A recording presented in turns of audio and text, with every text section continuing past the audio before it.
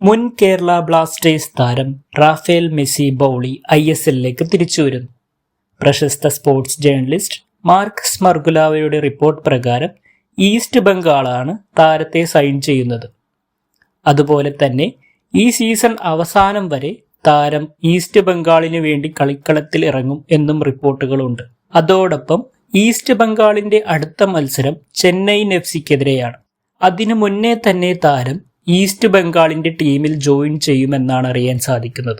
കേരള ബ്ലാസ്റ്റേഴ്സിനായി കളിച്ച സീസണിൽ ഈ താരം ബ്ലാസ്റ്റേഴ്സിന് വേണ്ടി മികച്ച പ്രകടനമാണ് പുറത്തെടുത്തത്.